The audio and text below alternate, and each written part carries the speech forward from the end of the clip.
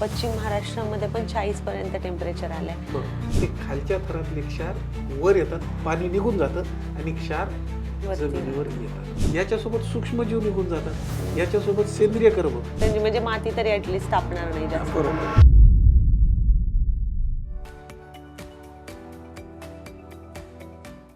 नमस्कार, मी धनश्री शितोळे तुमच्या सर्वांचं स्वागत करते ॲग्रिकल्चर सागा या चॅनलमध्ये. आज आपल्यासोबत वसंतराव नाईक मराठवाडा कृषी विद्यापीठाचे मृदा शाखेचे उपसंचालक संशोधक आणि विभाग प्रमुख, त्याचप्रमाणे ICARचे शास्त्रज्ञ सदस्य आपल्यासोबत आहेत, ते म्हणजे डॉक्टर हरिहर कौसडीकर सर. आजकाल पाऊस जो लांबणीवर चाललाय, तापमान वाढत चाललंय, हा एक हवामान बदलाचा भाग आहे. पण ह्या हवामान बदलाचा जेव्हा आपण बोलत असतो त्यावेळेस तुम्हाला हे माहिती आहे का की याचा डायरेक्ट परिणाम हा तुमच्या मातीवर होतोय आणि त्यामुळे तुमच्या उत्पादनावरतीही परिणाम होऊ शकतो. आणि तेच आपण आजच्या व्हिडिओमधून जाणून घेणार आहोत. चला सुरू करूया आजच्या व्हिडिओसाठी. सर, आपण आता सगळ्यात महत्त्वाचा मुद्दा जर बघितला, आजकाल जे चालू आहे की महाराष्ट्रामध्ये टेम्परेचर आपण विदर्भ मराठवाडा पाहिलं तर 40च्या वरती आहे, 45 कडे जात आहे. पश्चिम महाराष्ट्रामध्ये पण 40 पर्यंत टेम्परेचर आलंय. एवढ्या जास्त प्रमाणात जर तापमान वाढतंय, पाऊस खूप म्हणजे मागच्या वर्षी आपण बघितलं मे मध्ये पाऊस चालू झाला, तो पूर्ण ऑक्टोबर पर्यंत होता. पावसाचं सगळे कॅलेंडर एक चेंज झालंय. आता तापमान जास्त वाढत चाललंय. याचा परिणाम मातीवर आणि शेतावरती कारण शेतकऱ्यांना पाणी नाहीये हा तर एक आहे, पण मातीवरती काही होतोय का? कसं आहे, हवामान बदलाचा परिणाम जो आहे निसर्गातील प्रत्येक घटकावर होत आहे. मग माती हा नैसर्गिकच घटक आहे. मग हे शेतीसाठी वापरल्या जाणारं प्रमुख भांडवल असल्यामुळे मातीवर जे परिणाम होतात ते दोन प्रकारचे आहेत. एक थेट परिणाम आणि अप्रत्यक्ष किंवा प्रत्यक्ष असे दोन प्रकारचे परिणाम होतात. अप्रत्यक्ष परिणाम म्हणजे काय आहे की पिकाच्या वाढीचं किंवा शेती प्रकारामध्ये होत असलेले बदल. मग हवामान बदलामुळे पीकमान पद्धती बदलत आहे, त्याचं डायव्हर्सिफिकेशन होत आहे, काही नवीन पिकं आलेली आहेत ते घेतल्या जात आहेत, हाय इल्डिंग क्रॉप्स आहेत, त्याच्यातून जमिनीचे अन्नद्रव्य निघत आहे. मग हे अप्रत्यक्ष परिणाम होत आहे. आणि थेट परिणाम म्हणजे काय की उष्णतामान वाढल्यामुळे जमिनीत जो सेंद्रिय कर्ब आहे, सेंद्रिय पदार्थ आहे, याचं खनिजीकरण मोठ्या प्रमाणात होत आहे, विघटन मोठ्या प्रमाणात आहे. म्हणजे आपोआपच त्याचं विघटन झालं की कार्बन डायऑक्साईडमध्ये रूपांतर होत आहे आणि तो कार्बन डायऑक्साईड हवेमध्ये मिसळला जात आहे. कार्बन डायऑक्साईड वाढणे हा भाग तर झालाच, पण जमिनीतलं सेंद्रिय कर्ब देखील मोठ्या प्रमाणात, अगोदरच ते कमी आहे, त्याचं विघटन जास्त फास्ट होत आहे, गतिमान होत आहे. तर ते अपेक्षित नाही आहे. मग ते झालेलं फास्ट परिणाम जमिनीतलं सेंद्रिय कर्ब कमी होतं. मग त्याचा परिणाम होतो की जमिनीत सूक्ष्मजीवांचं प्रमाण, कारण सेंद्रिय कर्ब हे सूक्ष्मजीवांचं अन्न आहे, मग त्यांचं देखील प्रमाण कमी होत आहे. यासोबत जमिनीची उष्णता देखील वाढत आहे. बरोबर.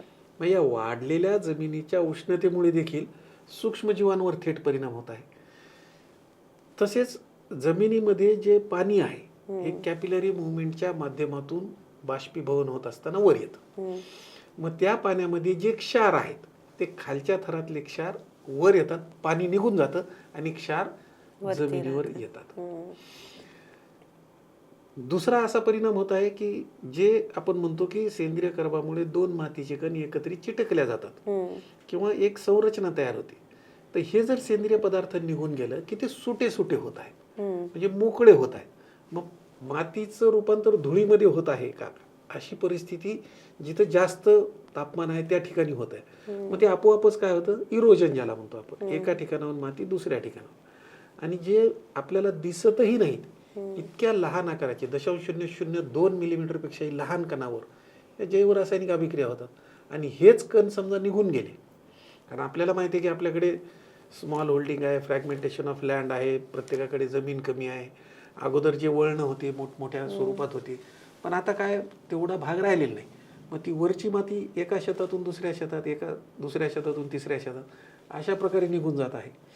हवामान बदलाचा अप्रत्यक्ष परिणाम म्हणजे पाऊस खूप एखाद्या वेळेस पडतो, त्यावेळेस ही सुटे झालेले मातीचे कण निघून जातात, म्हणजे गाळ स्वरूपात जमिनीच्या पृष्ठभागावरून त्याचं वहन होतं.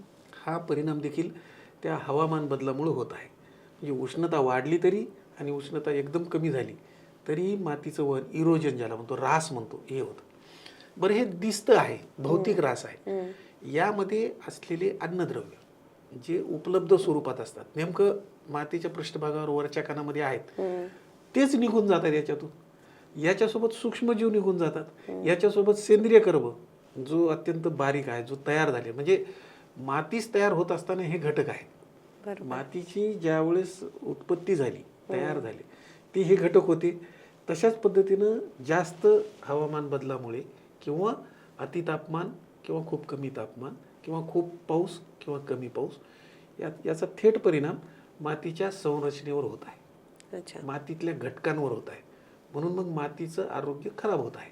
म्हणजे अन्नद्रव्य निघून गेले, सेंद्रिय कर्ब निघून गेला, सूक्ष्मजीव निघून गेले. मग या सगळ्या परिस्थितीमुळं मातीचं आरोग्य निश्चितच बिघडत आहे.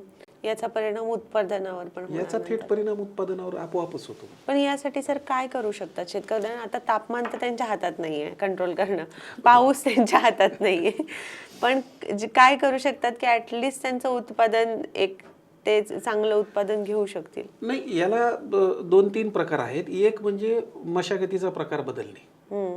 मशागतीचा प्रकार बदलून कमी नांगरट किंवा संवर्धित शेती, कॉन्झर्वेशन ॲग्रिकल्चर या प्रॅक्टिसेस किंवा रुंदसरी वरंबा पद्धत, PBF या प्रॅक्टिसेसचा वापर करून शेतकऱ्याला जमीन चांगली ठेवता येऊ शकते किंवा थेट परिणाम आपल्याला टाळता येतो, विपरीत परिणाम. याच्यासोबत जैविक आच्छादन, हा जो भाग आहे जैविक आच्छादनाचा, तो खूप महत्त्वाचा आहे. आजही ऊसाचा शेतकरी जो आहे तो पाचटाच्या माध्यमातून त्याच्या जमिनीचं आरोग्य राखण्यासाठी प्रयत्न करत आहे.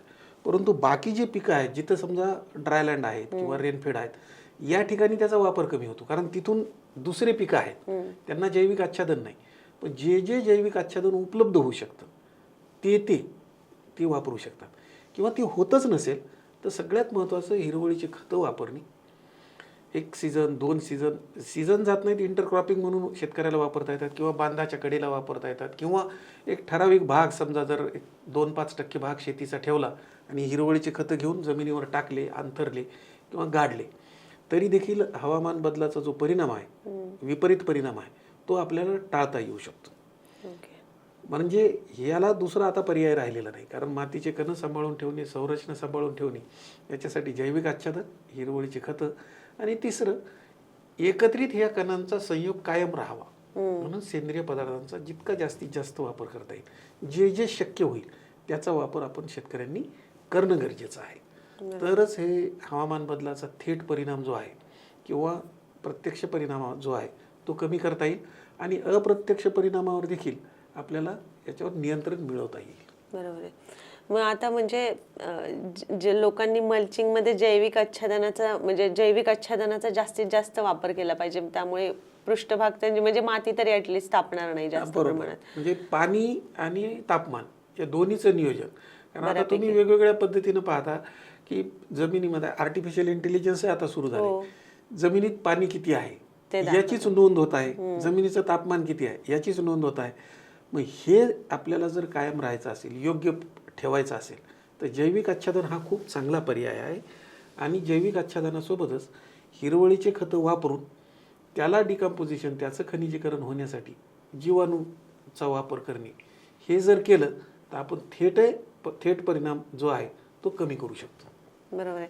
मला असं वाटतं की या मुद्द्यामध्ये शेतकऱ्यांच्या हातात तेवढंच आहे की ते मातीचं, त्यांचं जेवढं मातीवर काम करू शकतात तेवढं त्यांनी केलं पाहिजे. जसं हिरवळीची खतं तुम्ही सांगितल्याप्रमाणे असेल, किंवा जे काही अवेलेबल आहे त्यांच्या शेजारी ते सगळं ते मातीत टाकून त्याचं थोडं डिकम्पोजिशन जर झालं तर ते त्यांच्यासाठी चांगलं राहील. आणि त्याचा म्हणजे परिणाम होणार नाही असं नाही, पण क्लायमेटचा एवढा जास्त प्रमाणात परिणाम त्यांच्या ह्याच्यावर होणार नाही. ऍटलीस्ट थोड्याफार प्रमाणात आपण नियंत्रण करू शकतो. कारण पिकावर परिणाम, हे उत्पादनावर परिणाम, हे सगळ्यांना माहीत झालेलं आहे. बरोबर आहे. पण कोणी असं मातीवर परिणाम जो आहे, नेमकं मातीच्या गुणधर्मावर होणारा परिणाम, मातीच्या घटकांवर होणारा परिणाम, हे बोलल्या जात नाही किंवा सांगितल्या जात नाही. पण हा सगळ्यात मोठा घटक आहे, नैसर्गिक साधन संपत्ती आहे, ज्याच्या भरोशावर ही सगळी शेती पद्धती आहे. तिचं आरोग्य राखणे किंवा ती कायम राखणे. कारण आता नवीन प्रकारात ज्याला भूमी पोषण म्हणतो आपण, हा भाग आहे शेतकऱ्यांनी. कारण सगळे पृथ्वीवरील जशी सजीव सृष्टी आहे त्याच्यात माती देखील सजीव आहे. मग माती सजीव आहे तर मातीला अन्नाची गरज आहे. मग अन्न म्हणजे सेंद्रिय पदार्थ. हो. मग हे कोणत्या मार्गाने देता येतात ते आपण ठरवायचं आणि मात्र दिल्या गेले पाहिजे. म्हणजे जमिनीचं पोषण करणे अत्यंत गरजेचं आहे या हवामान बदलाच्या परिस्थितीमध्ये. बरोबर आहे. आणि सजीव मातीला जपलं पाहिजे. जपलं पाहिजे. बरोबर आहे. धन्यवाद तुम्ही हा व्हिडिओ पूर्णपणे पाहिल्याबद्दल. व्हिडिओ तुम्हाला आवडला असेल तर लाईक करा, शेअर करा आणि चॅनलला सबस्क्राईब करायला विसरू नका. आम्हाला तुम्ही कमेंटमध्ये सांगू शकता की तुम्हाला पुढचा व्हिडिओ कोणत्या विषयावरती हवाय. तुमचं मार्गदर्शन आमच्यासाठी मोलाचं ठरेल. व्हिडिओ पाहिल्याबद्दल पुन्हा एकदा धन्यवाद.